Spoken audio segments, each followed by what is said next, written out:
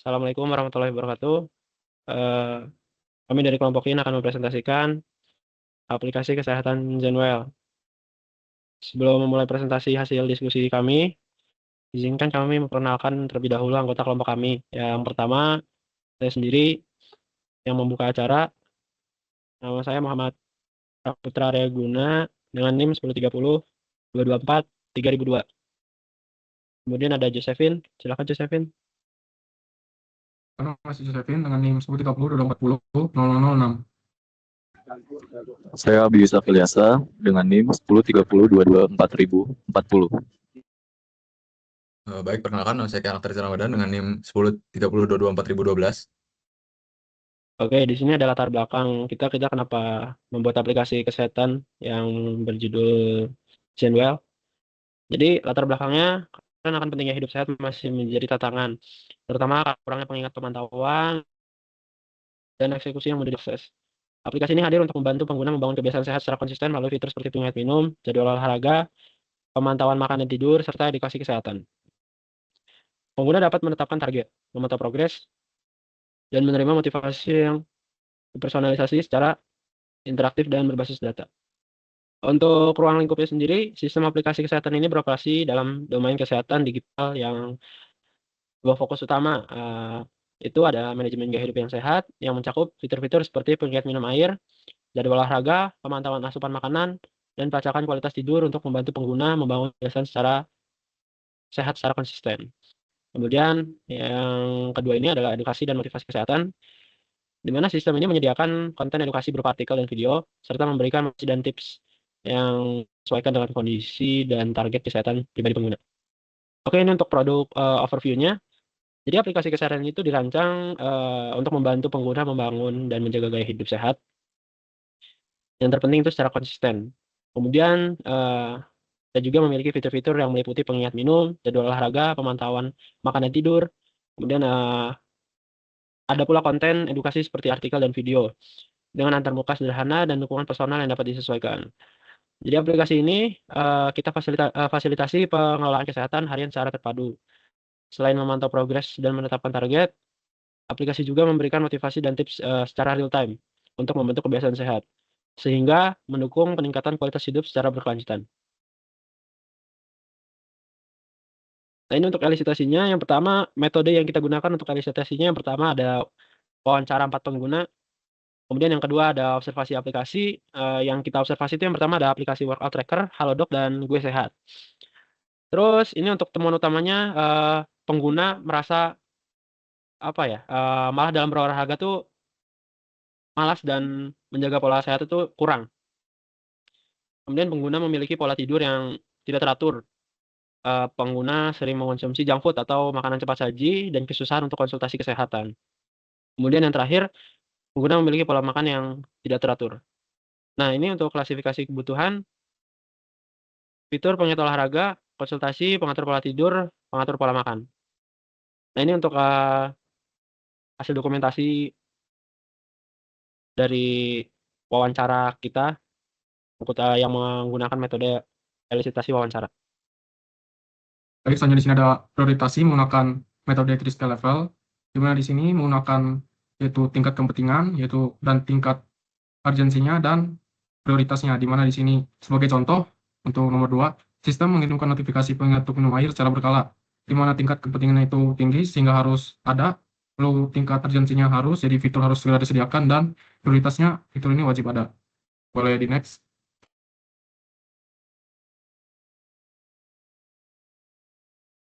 Lalu selanjutnya di sini ada prioritasi menggunakan teknik Moskow, di mana menggunakan must, should, could, dan would have, di mana must ini artinya wajib ada, dan should itu artinya penting tapi bisa ditunda, lalu could artinya fitur tambahan, dan would ini yang nantinya mungkin bisa dikembangkan. Di sini sebagai contoh yang kedua, di mana sistem harus mengirimkan notifikasi pengingat untuk minum air secara berkala, di mana di sini ini must, jadi fitur ini wajib ada.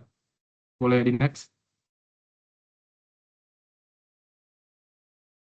Lalu di sini hasil prioritasinya menggunakan kedua teknik tadi, yaitu 3 level scale dan Moskow, di mana sebagian fungsional aplikasi ini menunjukkan konsistensi, di mana pada fitur-fitur inti yang mendukung hidup sehat. Jadi ada 10 kebutuhan pada prioritas tinggi karena memiliki tingkat kepentingan dan urgensi yang sama. di mana ada 8 kebutuhan yang berada pada prioritas sedang dan 4 lainnya pada prioritas rendah. Dan dalam teknik Moskow ada 8 kebutuhan termasuk kategori must yang wajib ada, lalu 8 yang termasuk kategori should yang penting namun bisa ditunda, dan 4 sebagai could yang bersifat opsional, dan satu lagi itu yang belum menjadi prioritas atau bisa dikembangkan nanti. Baik, boleh di next. Lalu di sini ada software requirement sistemnya, di mana ada karakteristik pengguna. Untuk kelas pengguna di sini ada satu pengguna yaitu user itu sendiri, dan deskripsinya individu yang menggunakan aplikasi kesehatan untuk memantau dan meningkatkan gaya hidup sehat melalui fitur pengingat minum air, jadwal olahraga, pelacakan makanan, dan monitoring kualitas tidur. Di mana untuk estimasi jumlah penggunanya ada 1.500 pengguna. Selanjutnya kebutuhan fungsional. Di sini ada kode, tipe kebutuhan, requirement, tipe perspektif, dan kriteria keberhasilan. Sebagai contoh di sini dengan kode FR01 dengan tipe kebutuhan must have dan requirement, sistem harus mengizinkan pengguna mendaftar akun dengan mengisi data kesehatan dasar. Dengan tipe perspektif, sistem perspektif, dan kriteria keberhasilan, pengguna berhasil membuat akun dan menyimpan data kesehatan awal. Di sini tipe kebutuhannya must have yang dimana harus ada. Selanjutnya untuk contoh di FR05 ini, tipe kebutuhannya satisfier, yaitu faktor-faktor yang dapat memberikan kepuasan atau motivasi, alias faktor motivator. Selanjutnya di sini contoh di FR08 ini dengan tipe kebutuhan delighter, yaitu kebutuhan dari pelanggannya atau fitur yang sebenarnya tidak akan menimbulkan ketidakpuasan gitu. Baik. Dan selanjutnya nih contoh kebutuhan list dari kebutuhan fungsionalnya, yang dimana di sini ada 20. Selanjutnya di sini ada user story dari masing-masing fungsionalnya. Di sini contohnya dari FR001 tadi, di mana kebutuhan fungsional dalam format user story adalah sebagai pengguna saya ingin mendaftar akun dengan mengisi data kesehatan dasar sehingga data awal saya tersimpan dalam basis data. Dan untuk contoh yang FR005-nya, kebutuhan fungsional dalam format user story, sebagai pengguna saya ingin mendapat rekomendasi makanan sehat berdasarkan preferensi saya sehingga saya bisa makan dengan lebih teratur dan sesuai kebutuhan. Dan selanjutnya di sini pemetaan kebutuhan ke use case. Boleh dilanjut oleh Josephine. Baik, di sini untuk pemetaannya, di mana yang awalnya itu bentuknya seperti ini, di mana must have, dan sistem harus mengingatkan aktivitas olahraga pengguna harian dan merekamnya di histori aktivitas, lalu dengan tipe perspektif, sistem perspektif, dan kriteria keberhasilannya, data aktivitas tersimpan dan dapat ditampilkan dalam histori. Di mana yang awalnya dari kebutuhan fungsional dibuat menjadi use case, di mana formatnya sistem harus mengingatkan aktivitas olahraga pengguna, menggunakan sistem perspektif, dan nama use case-nya mengingatkan aktivitas olahraga harian. Boleh di next. Baik, selanjutnya di sini ada diagram use case, di mana di sini adalah interaksi aktor dengan fitur yang ada pada aplikasi, di mana di sini yang pertamanya ada mengirim notifikasi pengingat minum air. Lalu yang kedua, fitur mengingatkan aktivitas olahraga harian, di mana untuk include-nya ada menampilkan statistik progres aktivitas dan memberikan badge konsistensi, di mana menampilkan statistik dan memberikan badge ini sudah termasuk di fitur mengingatkan aktivitas olahraga harian. Lalu selanjutnya ada mengirim motivasi harian, lalu memberikan rekomendasi makanan sehat dengan include menyediakan fitur filter rekomendasi makanan sehat, di mana filter ini artinya dapat memberikan rekomendasi makanan yang sesuai dengan apa yang diinginkan pengguna, misalnya dia ada alergi atau tidak. Terus selanjutnya ada memantau kualitas tidur, dan yang terakhir fitur konsultasi untuk gejala penyakit ringan, dan ada mengakses konten edukasi kesehatan jika si usernya mau, jadi extend ini opsional.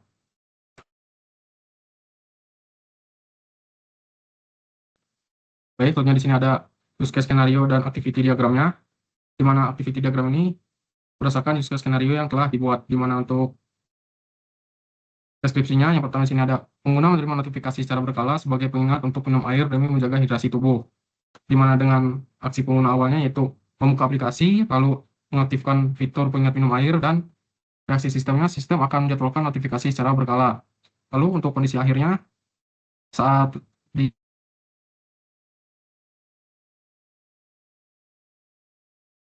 aktor akan menerima notifikasi pengingat minum air.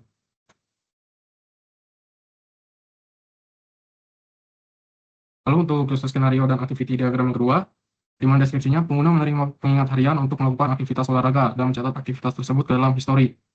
Di mana di sini si pengguna membuka aplikasi terlebih dahulu, lalu mengaktifkan fitur pengingat olahraga, dan reaksi sistemnya menjadwalkan pengingat harian pada waktu yang telah ditentukan pengguna. Lalu setelah itu pengguna melakukan aktivitas olahraga dan sistem mencatat aktivitas tersebut ke dalam histori dan memperbarui data progres.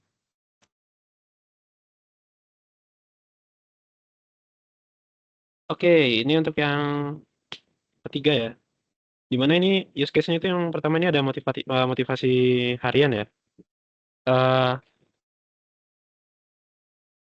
Jadi motivasi harian ini dia punya deskripsi pengguna menerima pesan motivasi harian secara otomatis untuk menjaga semangat dalam menjalani hidup sehat ya.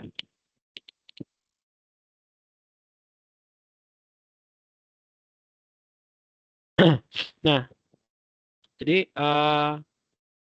untuk aktornya dia itu pengguna. Jadi di sebelah kanannya ini ada activity diagramnya. Cuma di sini agak sedikit ngeblur. Jadi mungkin saya jelaskan aja. Jadi ini dari pengguna ini dia membuka aplikasi, kemudian uh, dia mendapatkan motivasi secara harian. Jadi untuk masuk ke sistem itu bakal memberikan motivasi harian ya. Kalau misalkan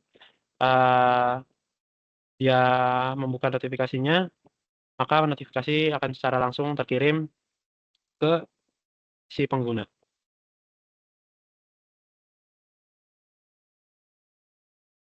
Oke, jadi ini untuk yang kedua, rekomendasi makanan sehat. Jadi di sini untuk deskripsi singkatnya, pengguna menerima rekomendasi makanan sehat secara personal berdasarkan preferensi dan kebutuhan gizi mereka. Secara activity diagramnya kurang lebih sama yang seperti tadi. Si pengguna itu membuka aplikasi, kemudian dia masuk ke fitur referensi makanan. Nanti di sistem itu dia memberikan rekomendasi makanannya. Jika si pengguna ingin diberikan rekomendasi, maka sistem akan mengirimkan secara otomatis rekomendasi-rekomendasi makanan yang akan dikirimkan.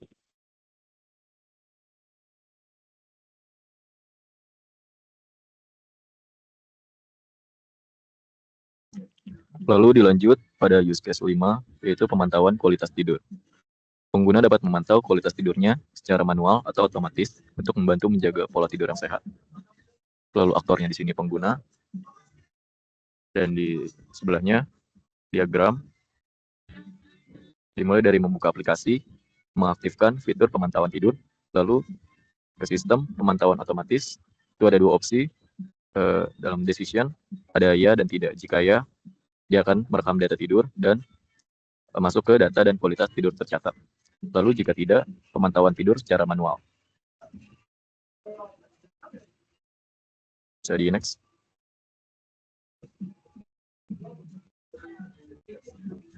Lalu pada use case 6, konsultasi gejala penyakit ringan. Pengguna dapat mengisi form chat, berkonsultasi mengenai gejala penyakit ringan, dan menerima saran awal dari sistem. Di sini aktornya pengguna. Dimulai di sebelahnya, diagram awal, membuka aplikasi, lalu mengakses fitur konsultasi gejala ringan, lalu masuk ke form chat muncul untuk diisi, lalu pengguna mengisi form gejala, lalu pindah ke sistem, apakah data cukup untuk saran awal, lalu ada decision di sini untuk pilihan ya dan tidak. Kalau untuk ya, yaitu memberi saran awal atau info pencegahan, lalu masuk ke pemberitahuan atau hasil konsultasi ditampilkan. Lalu jika pilihannya tidak, di sini akan meminta informasi tambahan atau pemantauan.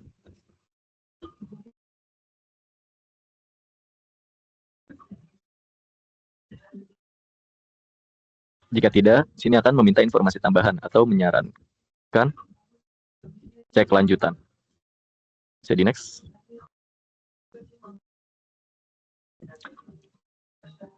Lalu pada use case 7, pemberian BadG konsistensi, yaitu pengguna akan mendapatkan BadG penghargaan secara otomatis setelah sehat. Di sini aktornya pengguna. Lalu pada diagramnya, pengguna membuka konsistensi, lalu sistemnya menghitung tingkat konsistensi. Lalu ada decision, pilihannya, lalu kembali kepada pengguna menerima pesan keberhasilan. Jika tidak, di sistem akan menampilkan pesan kegagalan.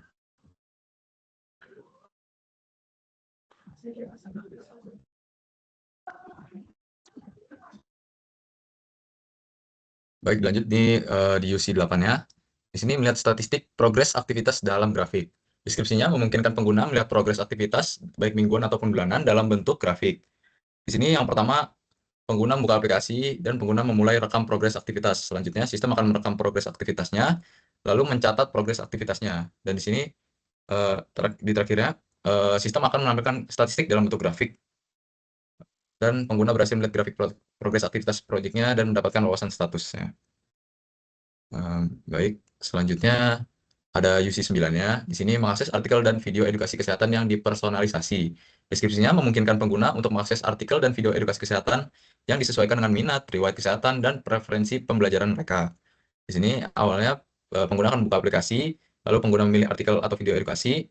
Selanjutnya, sistem akan menampilkan detail artikel atau videonya. Selanjutnya, pengguna akan melihat detail-detail artikel atau video yang ditampilkan. Lalu di UC10-nya, di sini memfilter makanan berdasarkan alergi atau pantangan. Deskripsinya memungkinkan pengguna untuk menyaring daftar makanan atau resep berdasarkan alergi, pantangan, atau preferensi diet yang telah mereka atur dalam profil. Selanjutnya, kondisi awalnya, pengguna akan membuka aplikasi, lalu mengakses fitur pencarian makan atau resep, lalu sistem akan menampilkan hasil pencarian. Setelah itu, pengguna akan mengakses artikel atau video, dan sistemnya akan membuka pilihan dari penggunanya.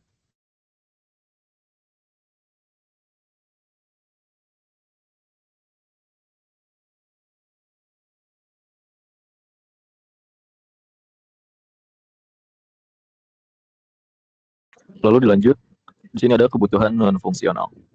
Agar sistem aplikasi kesehatan Zenwell berjalan secara optimal dan dapat diandalkan, dirancang sejumlah kebutuhan non-fungsional. Beberapa di antaranya, aplikasi harus memiliki antarmuka yang intuitif dan navigasi yang jelas agar mudah dan efektif digunakan oleh pengguna.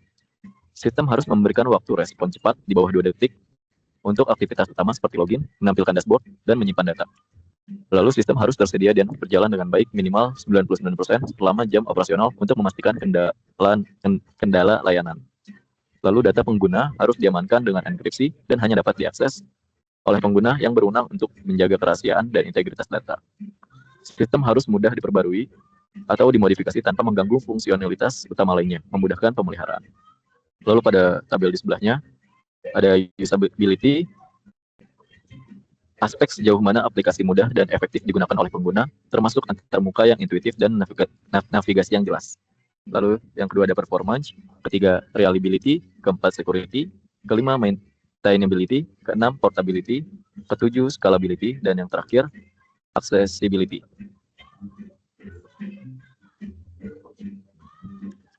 Bisa di next. Lalu di sini ada tabel kebutuhan lainnya.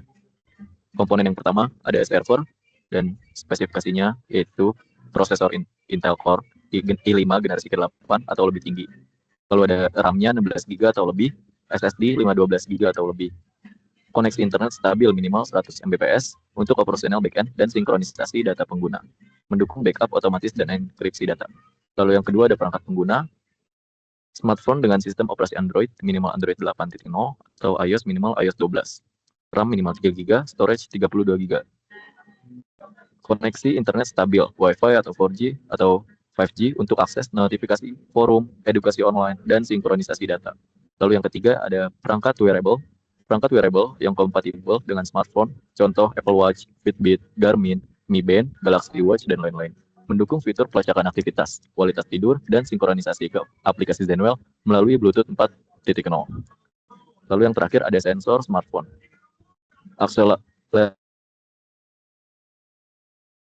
Pelacakan aktivitas, sensor detak jantung, kamera untuk pemindaian QR code jika dibutuhkan. Bisa dilanjut. Lalu yang terakhir ada kesimpulan. Berdasarkan analisis kebutuhan dan perancangan sistem, dapat disimpulkan bahwa aplikasi kesehatan Zenwell dirancang untuk membantu pengguna membangun kebiasaan sehat secara konsisten. Sistem ini memiliki fitur seperti pengingat minum, jadwal olahraga, pemantauan makan dan tidur, serta edukasi kesehatan. Pengguna juga dapat menetapkan target, memantau progres, dan menerima motivasi yang dipersonalisasi secara interaktif dan berbasis data. Lalu yang terakhir, edukasi dan motivasi kesehatan, di mana sistem menyediakan konten edukasi berupa artikel dan video, serta memberikan motivasi dan tips yang disesuaikan dengan kondisi dan target kesehatan pribadi pengguna. Oke. Sekian, terima kasih. Mungkin itu saja yang bisa kita sampaikan dari kelompok HIN terkait aplikasi Zenwell. Kurang lebihnya mohon maaf. Assalamualaikum warahmatullahi wabarakatuh.